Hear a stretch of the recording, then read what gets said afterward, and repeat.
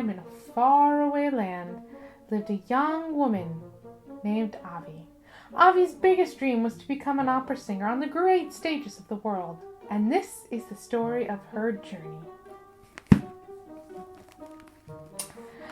The end. Hello everybody, and welcome back to my opera channel. It is no secret to the people who know me that I love Disney, and I love with a passion children's books like Dr. Seuss, Madeline. As you see, I'm wearing it on my shirt. I actually cannot wait for them to make a Madeline opera. I might talk to someone about that because that would be really cool. That would be really cool. Like with a narrator and like the characters and her appendix. There's like drama and oh. And since it is now summer, hence my arms out again, I mean twice in 1 month. What is going on? It's been 2 years, Avi. But I thought it'd be a great opportunity to talk about all of our most beloved fairy tales that have made it over to the opera stage and great productions that you can still see today very easily or find recordings for, which I have linked all of them down below so you can go check them out. But here are 5. Here we go with 5 more operas for the entire family, based on all of your favorite fairy tales. So, without further ado, let's begin. I should probably get my list. At number 5, we have none other than the beautiful, gorgeous music of Massenet. I am falling in love with Massenet more and more every year. The more I learn his music, the more I'm like, this guy, a genius on a whole other standard. In this opera, he retells the story of Cendrillon, which you might also know her as Cinderella or Auschenputte, or in the many other names. It was written in 1895 by Jules Massenet, and I'm going to say Henri Cohen? I couldn't find IPA for that one. It is based on the Perleux 1698 version of the story, and it is gorgeous. The music is so great. It has ballets. It has great comedy. It's a great night out for the whole family with a story that everyone knows, and you know that no one's going to die on stage because it already happened before. We never see her mother or the first husband of the stepmother, actually. Would recommend. I saw it last year at the Metropolitan Opera. That production melts me every time. I think I've spoken about it before on this channel, but it really just, I was there and I was kind of like, oh, it's like living in the storybook. It's just in the storybook. I also just recently watched it this morning, and I was just, yes! At number 4, we have blah, blah, blah, The Land of Candy, the one that, as a steward at the Israeli Opera House, I hated so much because they would throw candy out at the kids who were already rowdy, and it was kind of like, why give them sugar? But it's kind of a must with this one because you just really want to get the kids engaged. And that is Hansel and Gretel by Engelbert Humperdinck, and the libretto was by Adelheid Vette? I'm going downhill here. It is based on the Brothers Grimm, hence why it's also written in German, because it's also by a German composer, but whatever. Okay, fine.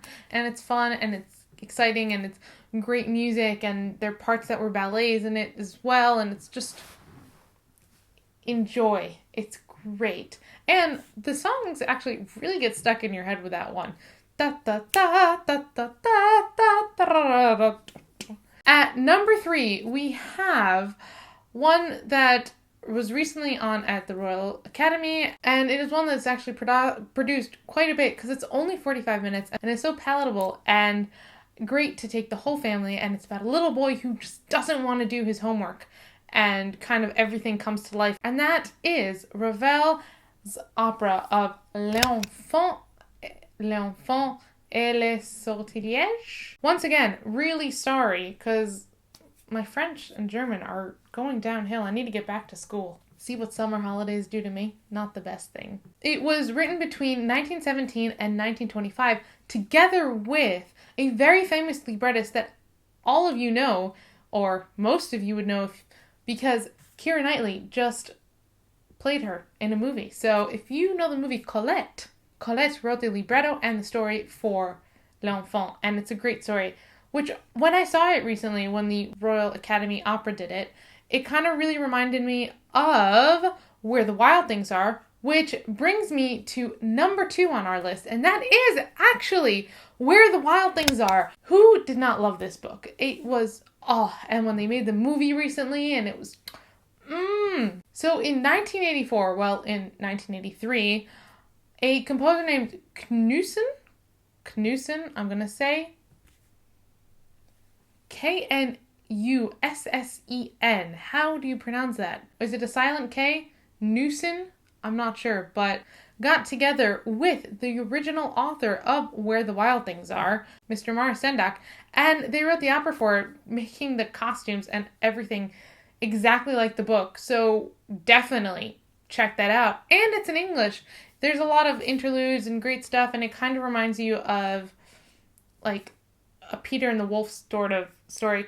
But you can definitely listen to the soundtrack on YouTube, which is down below. And at number 1, based on the Kristen Anderson story, The Nightingale. If you don't know who Kristen Anderson is, that's shocking. Shocking.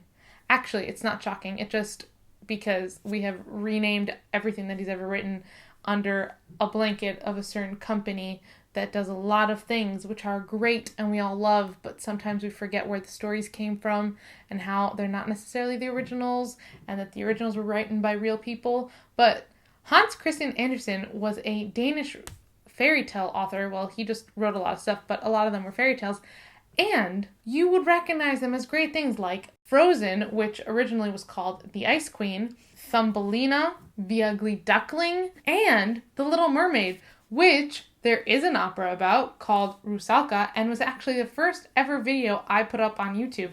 So it's kind of cringe. So if you're in to make fun of me, of my not that great skills at the time, but you could see the arc that I have come in the last 2 years while making YouTube videos. But please feel free to go enjoy and comment down below saying that you have now seen it. So many, but The Nightingale, which was set to music by Igor Stravinsky. Together, Mitusov and Stravinsky wrote the libretto. It's the story of a king who prefers his mechanical nightingale sound to the sound of a real nightingale. That is fully on YouTube in a 45-minute movie. Yes, it is in Russian because it was written by a Russian composer, but this is where opera is great. You know the stories, and you don't necessarily need to know word for word what's going on because they're so visual and in front of you. So spending time with your family watching this stuff in a visual way kind of gets you more engaged and more interested in a different way and lets your imagination run wild too. I would recommend it anyway, but just saying, that's just, other than Where the Wild Things Are, they're all written in different languages, but they're stories that we all know and love so much and are great pieces of music, so why miss out on them? Anyway, that's it. That's all, folks. Thank you so much for watching. I hope you enjoyed this little video. Comment down below what your favorite children's story is and if it was made into an opera, or which one of these is your favorite. Mine, I kind of have to go with Cendrillon on this one, but I do love Where the Wild Things Are. Like, a lot. But do leave a comment down below. Don't forget to like and subscribe and hit that little notification bell so you can be notified when I make a new video, which is every single Monday, except for this week. There is an additional video coming out on Thursday because I have a very big announcement, which I'm so excited for.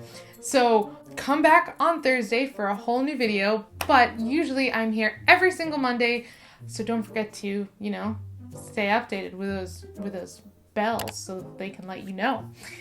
In the meantime, have a great week. Drink lots and lots of tea. I will see you on Thursday for more tea, and go see an opera. You have so many options of what to see now, and you can take the family, the nephews, the nieces, the grandchildren, the grandparents. Just take everyone. Just go. Have fun. Enjoy. And let me know what you went to see. Use the hashtag Diva Studies, and we will find each other.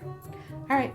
Love you guys. Stay with sunscreen on. It's hot out and it's sunny. You don't need to get burned. It's not worth it. Okay. Goodbye now. Once upon a time, in a faraway land, in a kingdom so poised. Once upon a time, in a faraway land, lived a girl named Avi, who wanted to be nothing more than an opera singer. Nothing more. No, she wanted to be a lot of things. Opera singer was one of them. But through it all. Now, it is no secret to people who know me that I am obsessed with Disney. Well, not as obsessed as other people, but palpable and palatable. What have I come up with this time? L'enfant et les sortilèges. Oh my god, my nose. I hope I did these in the right order. Oh wow, these are like uber dirty.